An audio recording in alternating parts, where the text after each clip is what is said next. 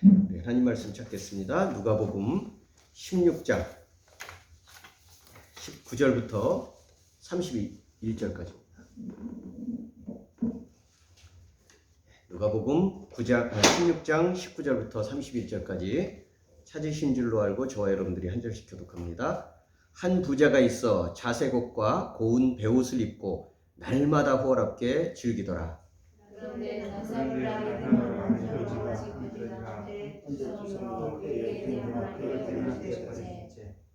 그 부자의 상에서 떨어지는 것으로 배불리려 하며 심지어 개들이 와서 그 헌대를 핥더라.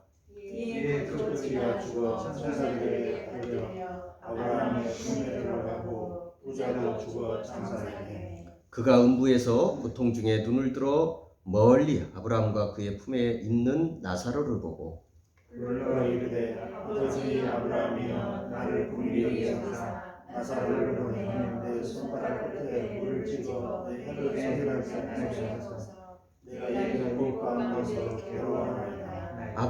아브라함이 이르되 너는 살았을 때 좋은 것을 받았고 나사로는 고난을 받았으니 이것을 기억하라.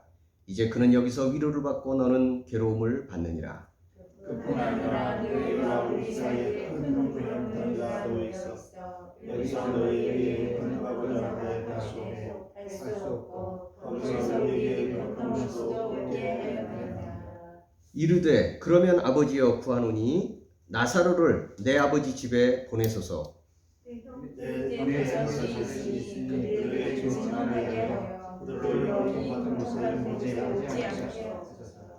아브라함이 이르되 그들에게 모세와 선지자들이 있으니 그들에게 들을지니라. 이르되 그렇지 아니하나이다. 아버지 아브라함이 많이 천지자에서 그들에게 가는 자가 있으면 행하게 하리이다. 같이 읽습니다. 이르되 모세와 선지자들에게 듣지 아니하면 비록 죽은 자 가운데서 살아나는 자가 있을지라도 권함을 받지 아니하리라 하였다 하시니라. 아멘.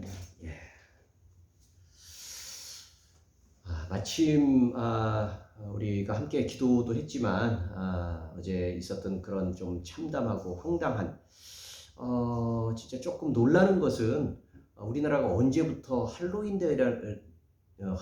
데이라는 것을 이렇게 지키기 시작했는지, 그것에 또 그렇게 흠뻑 빠져들었는지 놀랄 정도로 그것들이 확산되어 있는 것을 보면서 많이 놀랍니다. 뭐 좋다 나쁘다 잘했다 못했다 이걸 떠나서 할로윈 데이라고 하는 그런 날이 우리 한국 젊은이들에게 벌써 그렇게 깊이 문화적으로 파고 들어와 있다는 것 자체를 가지고 일단 좀 많이 놀라게 되고, 그런 가운데서도 오늘 말씀 누가복음 16장 말씀을 읽었는데 그 분위기가 뭔가 비슷하게 느껴지는 그런 부분들을 보면서 또 오늘 말씀을 통해서 주시는 하나님의 말씀의 음성들을 듣기를 원합니다. 본문의 분위기는 뭔가 좀 음침한 느낌이 듭니다. 여러분들 방금 읽으셨듯이 하나님 예수님께서 하시는 말씀이고, 그리고 최후의 순간, 그리고 그 이후의 심판의 모습, 아브라함 품에 안겨 있고 또 음부에 떨어져 있는 그 모습이지만 뭔가 우리에게는 가슴이 서늘한 그런 느낌을 주게 되는 그런 마음이 그다지 편치 않은 그런 말씀으로 느껴집니다.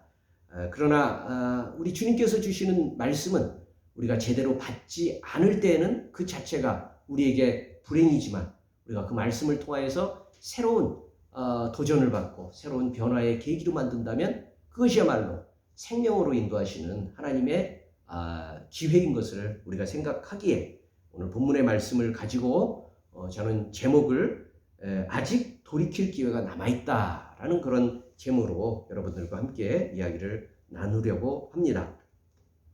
오늘 본문의 예수님의 말씀은 이렇게 시작합니다. 오늘 본문의 말씀은 비유 같기도 하고 비유가 아닌 사실 같기도 하고 알쏭달쏭합니다.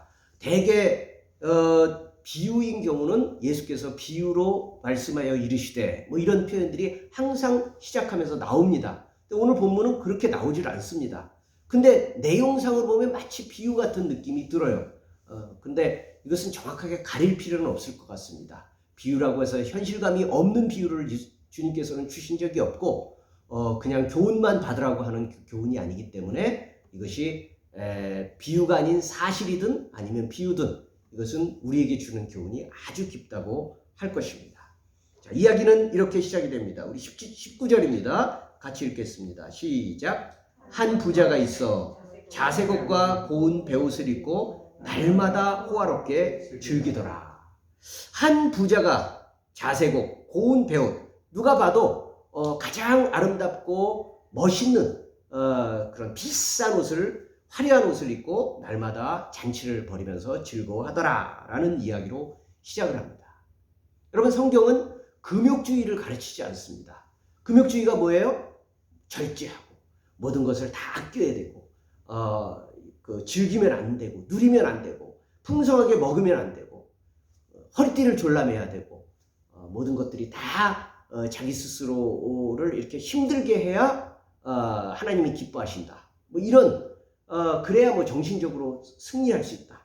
이런 것은 우리 성경적인 가르침이 아니라 오히려 그 고대의 어떤 지혜, 뭐 헬라 문화 그런 데서 많이 영향을 받은 것이거나 아니면 동양의 예전에 뭐 유교 문화에 오히려 영향을 받을 수 있는 것이지만 성경은 그런 금욕주의를 가르치지 않습니다.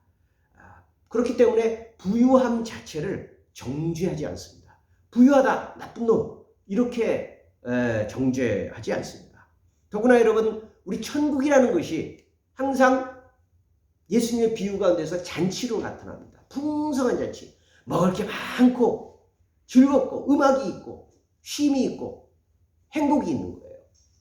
그러니까 하나님 안에서 벌어지는 모든 만남은 잔치다 라는 그런 뜻에서 천국도 역시 잔치, 오늘 이 부자가 날마다 호화롭게 즐기더라 잔치 벌이는 것과 비슷한 모습으로 나타납니다.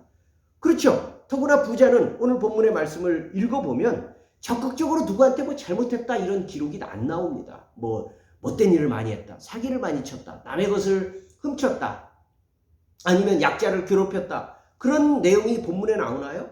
없어요. 그런 내용을 담으려고 하는 의도도 없습니다.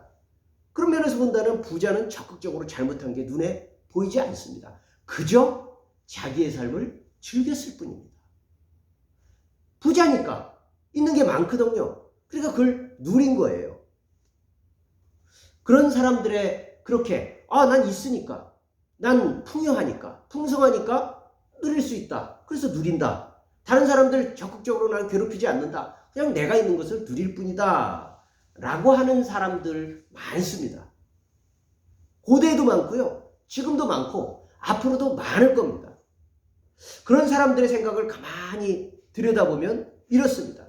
그 사람이 물려받아서 부유해졌든 아니면 자기가 수고해서 얻었든 자신이 지금 누리는 풍요와 즐거움은 또 다른 사람이 누리는 궁핍은 당연하다고 생각하는 거예요. 나는 이유가 있어서 누리는 거야. 난 내가 수고했으니까, 내가 아버지 잘 만나서, 내가 어머니 복이 있어서 누리는데 뭐가 잘못이야? 당연하게 누립니다. 반면에 저 사람이 저렇게 궁핍하고 어렵고 힘드는 거는 다 이유가 있는 거야. 자기가 게을렀든지 뭐 무슨 잘못을 저질렀든지 아무튼 부모를 잘못 만났든지 그 내가 무슨 상관이야. 다 당연한 거야 라고 생각을 하게 됩니다.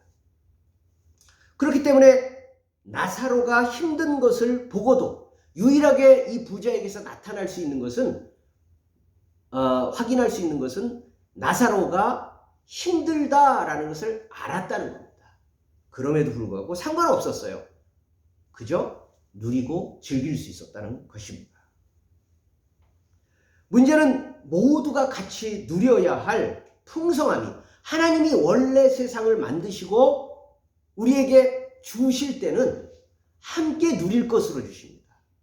함께 누려야 할 가치로 주십니다. 함께 누려야 할 풍요로 주십니다. 그러나 아담과 하와 이후 죄와 탐욕으로 인해 죄가 들어온 이후부터는 한편은 지나치게 집중된 상황에서 어떤 이유로든 혼자만 과도하게 누리게 되는 일들이 계속 벌어지고 있는 거죠. 그걸 성경은 죄라고 말합니다.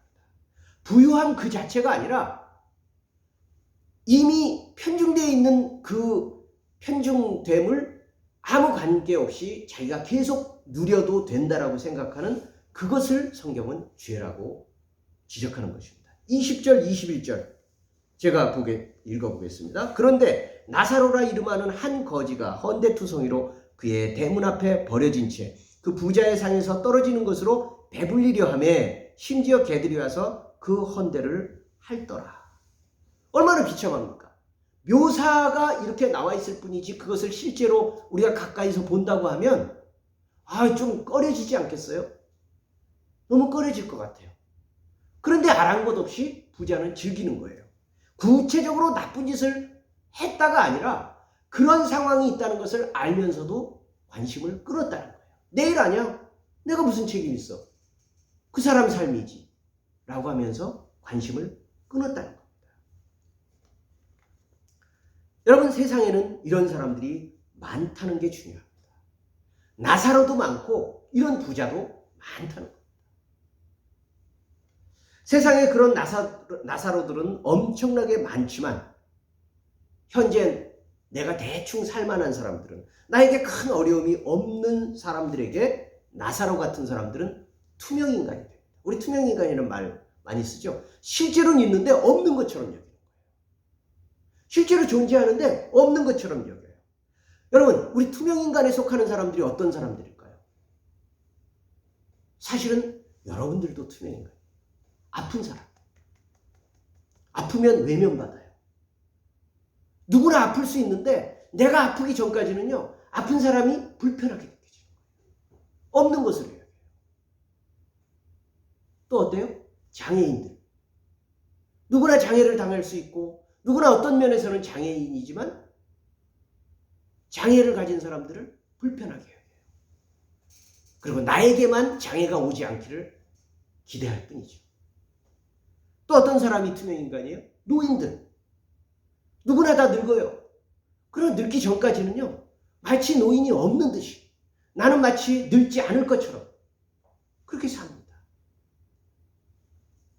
또 어떤 사람이에요? 가난한 사람. 가난한 사람. 많이 가난한 사람. 그런 사람들을 다 투명인간 취급합니다. 그래서 우리 시대의 해결 방식은 없는 것처럼 여기는 거예요. 존재하는데 없는 것처럼 여기는 거예요. 그리고 보지 않으려고 하는 겁니다. 그러면서 우리는 마치 영원토록 젊고, 우리는 마치 영원토록 건강하고, 우리는 영원토록 많은 것을 가질 수 있을 것처럼 그렇게 삽니다. 여러분, 우리 광고 보십시오.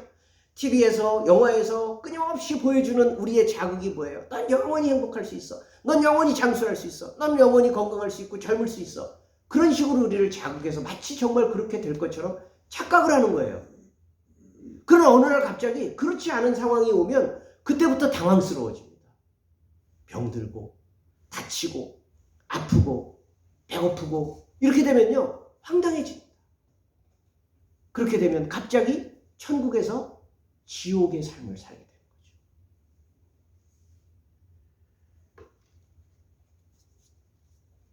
그러나 여러분, 인생은 여기서 끝나지 않습니다. 만약에 인생이 그런 식으로 끝난다면 사실은 한편의 사람들은 너무 행복할 것이고 한편의 사람들은 너무 불행하지 않겠어요? 그렇죠? 누리고 즐기고 높아지고 그럴 수 있는 사람들은 계속 시간이 갈수록 더 그런 것들을 많이 누리고, 그렇지 못하고 한 방 탈락되면 도무지 벗어날 수가 없고 계속 짓밟히고 무너져 있고 참담하고 눈물 나고 슬프고 그게 끝이다. 그렇다면 세상이 얼마나 이해되지 않는 불의한 세계겠습니까? 그리고 그렇게 방치하는 하나님은 사랑의 하나님이 아니겠죠. 그런 하나님은 정의의 하나님이 아니시겠죠. 그러나 인생은 그렇게 끝나지 않습니다. 하루하루 즐겁고 평탄하게 살아간다고 그 삶이 영원토록 지속되는 게 아닙니다. 그렇지 않아요? 오늘 별일 없고 내일 별일 없다고 해서 모레도 괜찮을 거라고 누구도 예상할 수 없습니다. 반대로 힘들게 살다 죽었다고 해서 모든 게 소멸되거나 끝나는 것도 아닙니다. 여러분, 이 얘기는 어찌 보면 누구나 다 아는 당연한 소리 같지만 어리석게도 사람은 아까도 말씀드렸듯이 내가 당장 젊고 건강하고 큰 어려움 없이 하루하루 주어질 때는 마치 이 생활이 영원토록 지속될 것처럼 착각하면서 한다는 거예요. 유지될 거다. 유지될 수 있어. 또 마땅히 유지돼야 돼 라고 생각하는 거죠. 그렇지 않아요. 그렇지 않아요. 다른 사람에게 일어날 수 있는 모든 일은요, 나한테도 일어날 수 있어요. 그렇지 않아요? 또 나에게 일어난 모든 일은요, 다른 사람들에게 일어날 수 있어요. 그래서 우리는 항상 살아있는 모든 날 동안 조심하며 살아야 됩니다. 그런 면에서 이 부자와 나사로는 죽은 이후에 갑자기 흑백이 칼라가 된 것처럼, 칼라가 흑백이 된 것처럼 완전히 뒤바뀐 운명을 맞게 됩니다. 22절부터 24절입니다. 우리 또 같이 한번 읽어봅니다. 22에서 24절입니다. 시작. 이에 그 거지가 죽어 천사들에게 받들려 아브라함의 품에 들어가고 부자도 죽어 장사되매 그가 음부에서 고통 중에 눈을 들어 아브라함과 그의 품에 있는 나사로를 보고 불러 이르되 아버지 아브라함이여 나를 긍휼히 여기사 나사로를 보내어 그 손가락 끝에 물을 찍어 내 혀를 서늘하게 하소서 내가 이 불꽃 가운데서 괴로워하나이다. 여러분, 완전히 뒤바뀌었어요. 살아생전 바로 어제까지라고 한다면 어제까지만 하더라도 늘 풍성한 잔치를 누리면서 희희낙낙하면서 즐겁게 살아가던 부자는 하루아침에 음부에 떨어져서 그 고통 속에서 몸부림치는, 그래서 멀리 바라보니 자기 집 문 앞에서 헌대를 앓고 날마다 구걸하면서 살던 그 나사로는 아브라함의 품에 안겨서 영생을 누리고 있는 그 모습을 보면서 마음이 무너지는 거죠. 아이고, 어떻게 이럴 수가 있을까? 어떻게 이런 일이 일어날 수 있을까? 하는 그 눈물의 후회와 아픔이 지금 이 부자 앞에, 그리고 또 그와 상반된 모습의 나사로에게 나타나는 현실로 지금 예수님은 말씀하고 계십니다. 여러분, 우리가 명심해야 될 것은 삶과 죽음은, 여러분, 우리는요, 삶과 죽음을 완전히 다른 것으로, 다른 세계로 봅니다. 우리 세상은 그렇잖아요. 죽음의 세계는 알지 못하기 때문에 단절된 걸로 봐요. 전혀 다른 것. 지금 삶과 전혀 다른 것. 근데요, 놀라운 것은요, 성경은요, 삶과 죽음을 그렇게 분리적으로 보지 않습니다. 그렇게 절단된 걸로 보지 않습니다. 죽음은 삶의 변화된 모습으로 표현합니다. 변형된 모습, 달라진 모습으로 그렇게 말하고 있습니다. 삶과 죽음은 아무런 연관성 없이 명확하게 나뉘는 게 아닙니다. 사람이 죽으면 소멸하거나 살았을 때와 똑같은 삶이 연장되는 게 아니라 새로운 평가 속에 새로운 삶이 이어진다는 겁니다. 오늘 우리가 읽은 부자와 나사로의 이야기에서도 정확하게 그 이야기가 나타나고 있습니다. 그러나 여러분, 다시 한번 말씀드리지만 오해하면 안 됩니다. 부자는 부자였기 때문에 음부로 가고 나사로는 그저 가난했기 때문에 아브라함 품에서 안식하게 된 게 아닙니다. 그렇게 오해될 수 있는 표현이 25절에 있기는 해요. 아브라함이 이르되 너는 살았을 때 좋은 것을 받았고 나사로는 고난을 받았으니 이것을 기억하라. 이제 그는 여기서 위로를 받고 너는 괴로움을 받느니라.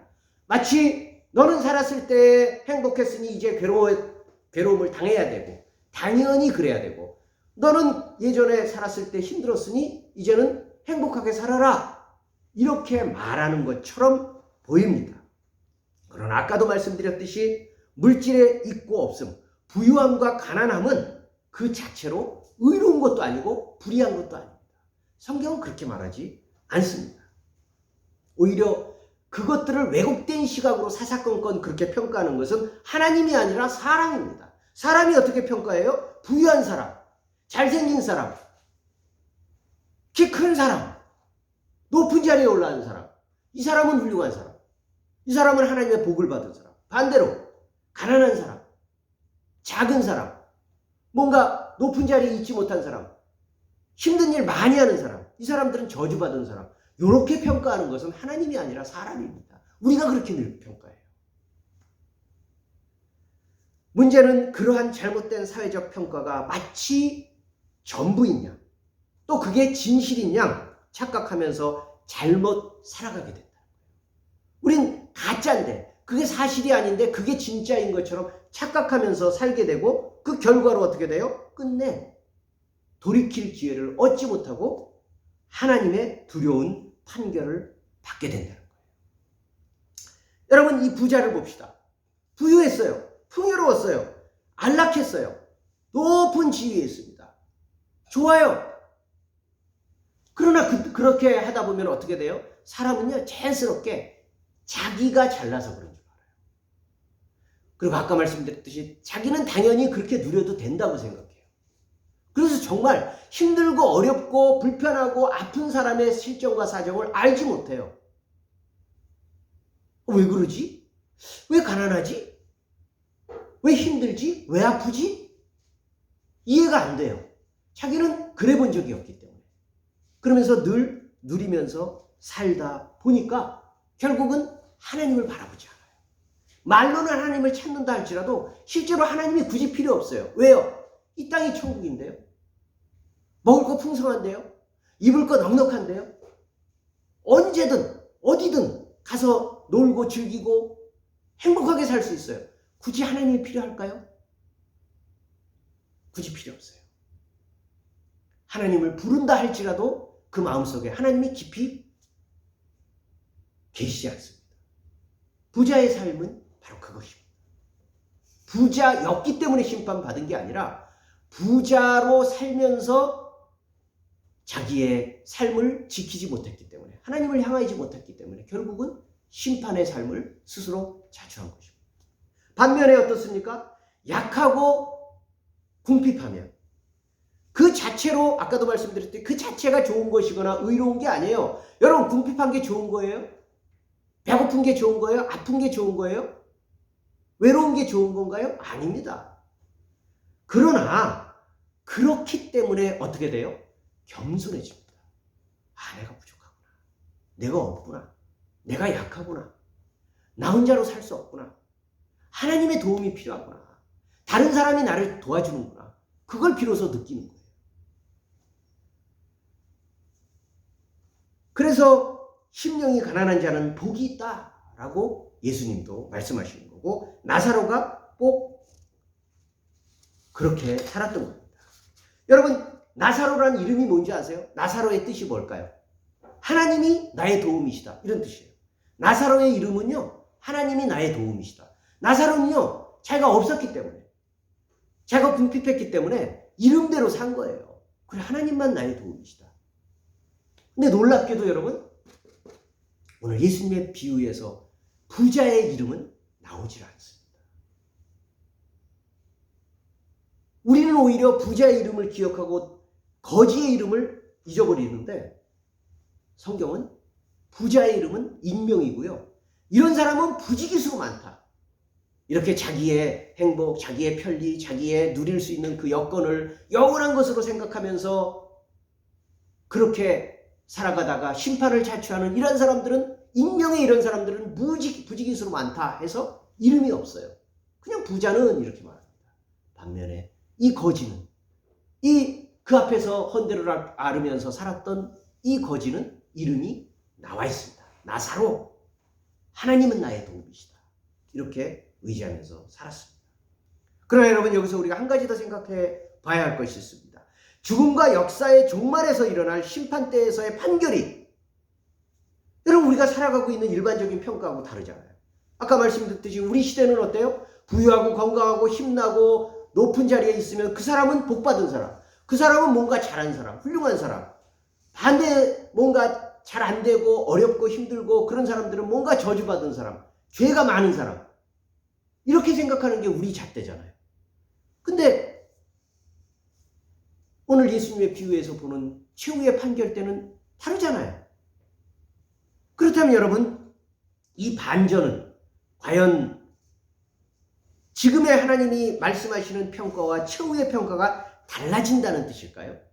마치 입시 기준이 올해 달라지고 내년도에 달라져서 도대체 수험생들이 어디에다가 기준을 맞춰가지고 공부를 해야 될지 모를 만큼 들쭉날쭉한 믿을 수 없는 하나님의 변심일까요? 그렇지 않습니다. 그렇지 않습니다.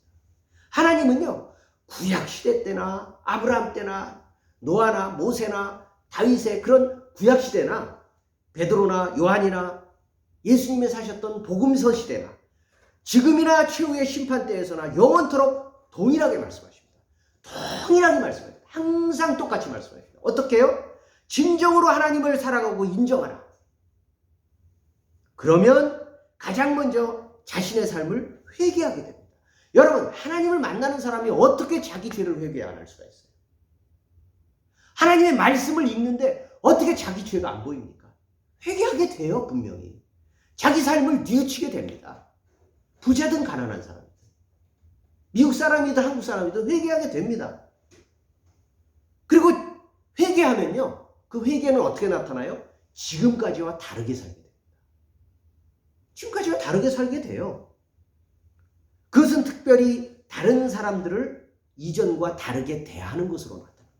예전에는 막무가내로 내가 내 것 갖고 누리는데 네가 무슨 상관이야? 라고 하면서 자기 마음만 만족하면 상관없었어요. 그게 법에 걸리는 것도 아니잖아요. 그잖아요? 뭐 다른 사람도 내가 피해 주는 것도 아니잖아요. 내 마음대로 즐기는데 네가 무슨 상관이야? 이렇게 살았다면 하나님이 내 안에 들어오시면요, 내가 살아가는 모든 삶이 다른 사람과의 연관관계를 갖고 있다는 걸 알아요. 그래서 자기가 함부로 못 살아요. 내가 이 말 한마디 잘못하면, 내가 이렇게 함부로 잘못 행동하면 저 사람에게 어떤 영향을 줄까? 저 사람이 어떻게 실족하지 않을까? 이런 것들이 늘 마음속에 촉각으로 다가오는 거죠. 그게 하나님을 믿는 거예요. 그게 하나님을 의지하면서 살아가는 모습입니다. 그게 종말의 때에 나타나는 거예요. 그게 종말의 때에 나타나는 거예요, 그대로.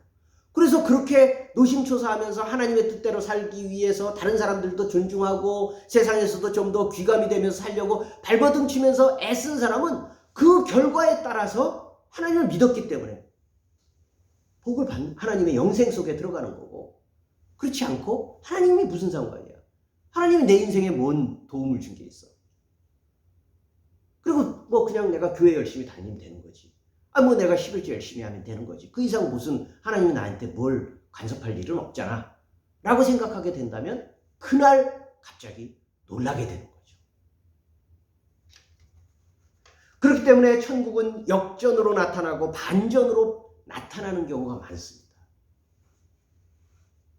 그것은 하나님의 기준이 변해서가 아니라 우리가 하나님의 말씀과 평가를 마치 없는 것처럼 무시하다가 느닷없이 그런 판결을 받으니까 놀라게 되는 거예요. 지금과 나중에 판결 기준이 달라지는 게 아니라 영원토록 동일하지만 지금 살아있는 우리가 하나님의 판단 기준보다 세상의 평가 기준, 큰 것, 화려한 것, 높은 것, 눈에 두드러진 것, 이런 것에만 정신이 온통 팔려서 하나님의 말씀을 잊고 살아간다는 게 문제입니다. 이미 하나님은 구약을 통해서, 성경을 통해서, 역사를 통해서 부지기수로 계속 보여주는 거예요. 뭐가 진리의 길이지, 뭐가 생명의 길이지, 뭐가 천국의 길인지 계속 보여주고, 무엇이 멸망의 길이고 무엇이 사망의 음침한 골짜기인지를 끊임없이 보여줬음에도 불구하고 안 듣는 거예요. 우리가 안 듣는 거죠. 그래서 신앙이라는 것은 단순히 종교적인 계율이 아니라 삶의 방식입니다. 어떻게 살아가느냐, 어떻게 살아가고 있느냐, 이게 바로 신앙입니다. 여러분, 부자는요 정통 유대인이에요. 율법을 아는 사람이었고요, 분명히 이 남자였으니까 할례도 받았을 거예요. 그러니까 나중에 죽어서도 아브라함을 알아보면서 아브라함을 뭐라고 불러요? 아버지 아브라함이요, 이렇게 부르잖아요. 정통 유대인이에요. 신앙인이에요.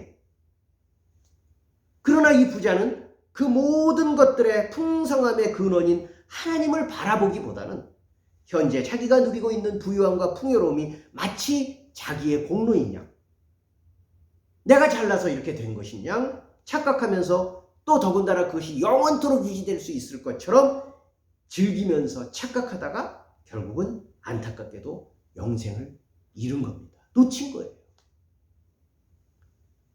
부자의 신앙은 가짜였으니 드러난 겁니다. 그러나 여러분, 이야기는 아직도 끝나지 않았습니다. 어찌 보면 1편, 2편, 3편 아니죠.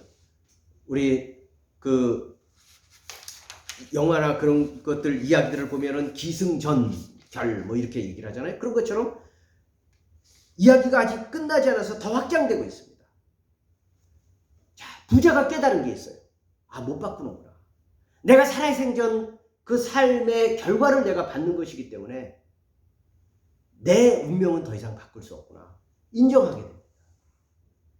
그러나 부자는 문득 그런 순간에 자신과 같이 지금도 어리석게 살아가고 있는 자기 형제들이 떠오른 거예요.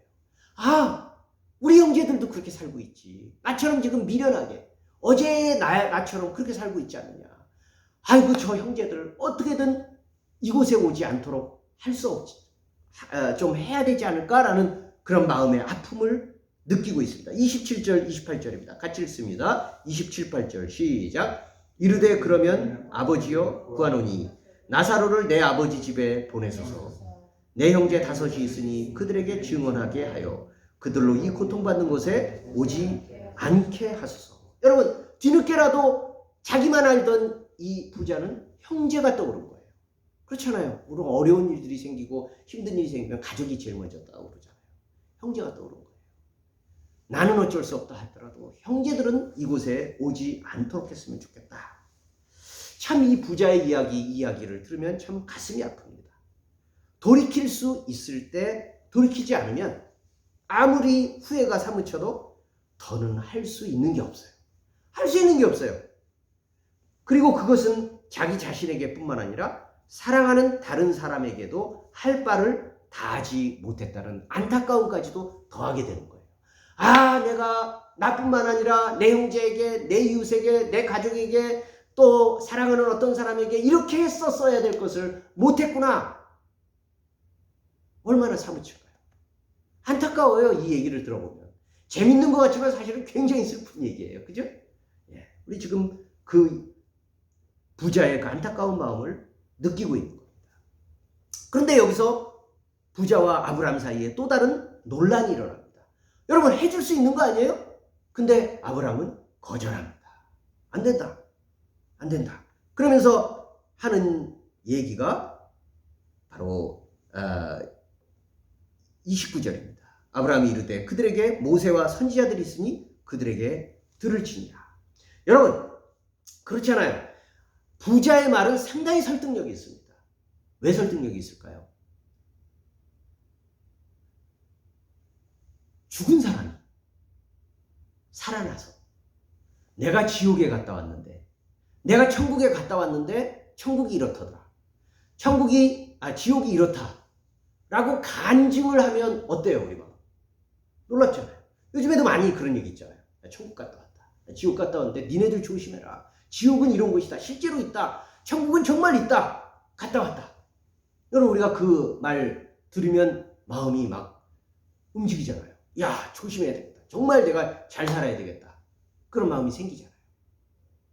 그러나 여러분, 얼마 못 간다는 거예요. 죽은 자가 살아나서 다시 와서 간증을 한다 할지라도 당신은 막 폭발적으로 몰려와서 예수 잘 믿어야지. 잘 살아야지. 올바로 살아야지. 라고 결심한다고 하더라도 오래 못 간다는 거예요. 사람은 기적으로 바뀌지 않아요. 사람은 충격적인 어떤 사건으로 바뀌는 게 아니에요. 기적은 분명히 대단하지만 그걸 보고 경험한 사람에게 당장 믿음과 확신을 주고 영원한 믿음을 유지시켜 줄 것처럼 보이지만, 그러나 말씀에 의지하지 않은 기적은 끝없이 더 큰 이적을 요구할 뿐입니다. 시들해지거든요. 마치 마약 맞듯이. 주사단을 딱 맞아서 잠깐 고통이 식어진 다음에 그러면 영원토록 지속되는 게 아니라 또 약효가 떨어지면 또 그보다 심한 진통제를 맞아야 되는 거예요. 그런 것처럼 기적의 효과는 우리 사람 감정이 그렇잖아요. 상황이 달라지면요 또 사라져요. 그럼 그보다 더 센 기적을 받아야 돼요. 기적은 계속 기적을 요구합니다. 그럴 때의 기적은 무당이 굿하는 것과 똑같습니다. 그래서 아브라함은 그걸로 되지 않는다는 거예요. 여러분, 우리 그거는 복음서에서도 찾아볼 수 있습니다. 주님은 필요할 때 수없이 많은 기적을 베푸셨지만 항상 기적을 만능으로 보지 않았습니다.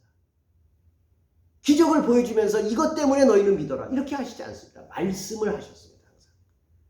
부자의 생각과는 다르게 죽은 자가 살아난다고 해도 말씀과 믿음이 없으면 소용이 없다는 것은 복음서에도 많이 나타납니다. 가장 대표적인 사람이 누구예요? 바로 이 부자와 함께 나온 거지 나사로와 이름이 똑같은 베다니에 살고 있던 마리아와 마르다의 오라버니였던 그 사람 이름이 뭐예요? 그 사람도 나사로예요. 근데 그 사람이 어땠어요? 죽었다가 살아났죠. 썩어서 죽은 지 사흘이 지나서 다 썩어 시쳐 이제 썩어져 가고 있는 그 상황에서 예수님이 나타나셔서 그를 살리셨죠? 한편의 사람들이 나사로를 보면서 믿음의 확신이 생기면서 더 잘 믿었습니다. 그러나 바리새인과 또 대제사장들은 그때부터 더 앙심을 품고 예수님도 죽이고 나사로도 죽여야 되겠다. 마음이 더 굳어졌어요. 그러니까 여러분, 기적이 믿음을 일으키는 게 아니에요. 강화시킬 수는 있습니다. 이미 믿고 있는 사람에게 그 기적을 통해서 믿음이 더 강해질 수는 있어요. 그러나 안 믿겠다고 하는 마음을 닫아 걸고 있는 사람이 기적을 통해서 하나님을 믿게 되는 게 아닙니다. 어디 그뿐입니까? 무엇보다도 예수님이 죽었다가 다시 사셨잖아요. 예수님이야말로 죽었다가 다시 사셔서 부활하셔서 보여주셨지만 그때도 그렇고 지금도 그렇고 예수님을 안 믿잖아요. 그러니까 기적은 그것으로 믿음을 일으키지 못합니다. 그것으로 생명을 주는 것이 아닙니다. 저는 여러분들이 진심으로 낫기를 바라고 또 믿음으로 계속 기도할 것입니다. 그리고 우리 마음속에는 이런 마음이 생깁니다. 내가 낫기만 하면 이제 평생 하나님을 위해서 이렇게 살 것입니다. 저렇게 살 것입니다. 라고 내 마음에 다짐을 갖습니다. 그러나 여러분, 안 나올 수도 있습니다. 안 나올 수도 있어요. 그렇다면 그것이 하나님이 여러분들을 버리신, 응답하지 않으시는, 또 사랑하지 않으시는 것입니까? 아닙니다. 그렇지 않습니다. 기적이 말씀과 믿음을 이끌어가는 게 아니라 하나님의 말씀과 그 말씀에 대한 믿음이 기적을 일으키는 거예요. 기적이 믿음을 불러일으키는 게 아니라 믿음이 기적을 일으키는 거예요. 그렇기 때문에 우리에게 가장 먼저 필요한 것은 하나님을 깨닫고 죄로 살아온 인생을 진정으로 회개하여서 돌이키고 이제 주님께서 인도하시는 뜻대로 살아갈 때 그 자체가 기적으로 체험될 겁니다. 내가 이런 상황에서도 하나님을 불평하거나 원망하거나 저주하거나 불행을 느끼는 게 아니라 내가 이런 상황에서도 하나님을 찬양한다. 하나님을 더 믿게 되었다. 더 내 속에 평안함이 깃들게 되었다. 이게 기적으로 체험되는 것이고 또 그럴 때 하나님이 필요한 다른 기적도 허락하시는 겁니다. 그럴 때 기적이 복이 되는 겁니다. 오늘 이야기를 들으면서 우리는 늘 부자와 나사로에게만 주의를 기울였습니다. 부자는 어땠을까? 나사로는 어땠을까? 물론 그것은 굉장히 중요한 주제입니다. 그러나 사실 그 주인공들 중 인생과 운명이 변할 수 있는 사람들은 형제들밖에 없습니다. 그렇죠? 부자도 이미 자기의 삶을 바꿀 수 없고 나사로도 이미 자기의 삶을 바꿀 수 없습니다. 남은 사람들은 누구예요? 형제들밖에 없어요. 그런 면에서 본다면 오늘 주님의 이야기에서 우리가 더 주의를 기울여야 할 인물은 어쩌면 부자도 아니고 나사로도 아니고 아직 말씀을 듣고 회개하여서 새 삶을 살아갈 수 있는 기회가 남아있는 부자의 형제들, 곧 우리들입니다. 이 이야기를 들으면서 너는 어떻게 할래? 너는 어떻게 살래? 너는 하나님을 어떻게 만날래? 너는 사람들을 어떻게 대할래? 라고 물으시는 우리의 응답이 나는 겁니다. 말씀을 마무리하면서 다시 되새기기를 원합니다. 첫째는 누구에게나 물을 수 없는 최후의 평가가 있다. 물을 수 없는, 더 이상 되돌릴 수 없는 최후의 평가가 남아 있습니다. 지금 우리 삶도 그걸 향한 것입니다. 둘째는요, 그런데 그 평가는 하나님 앞에서 현재 내가 살아가고 있는 삶에 대한 것입니다. 평가의 내용은요, 지금 내가 살고 있는 것에 대한 거예요. 지금 내가 어떻게 살고 있는지, 지금 내가 어떻게 살아왔는지, 지금 앞으로 내가 어떻게 살아갈 것인지, 이게 평가의 내용입니다. 셋째는요, 그렇기 때문에 아직 시간이 있을 때 회개해야 됩니다. 아직 시간이 있을 때 우리가 돌이켜야 됩니다. 예수를 믿는다는 말은 단지 신앙 고백을 바꾸라는, 입술로만 바꾸라는 정도가 아니라 삶의 태도, 자세, 방식, 인생살이 전체가 예수님으로 인해서 변했다라는 말입니다. 단지 몇 가지 행동을 고치는 것이 아니라 내 인생 전부, 생활 전체를 하나님과 관련해서 맺어가게 되는 그런 삶이 예수를 믿는다는 것입니다. 그게 회개고 믿음이고 영생의 새 삶입니다. 감사하게도 우리에게는 아직 그 기회가 있습니다.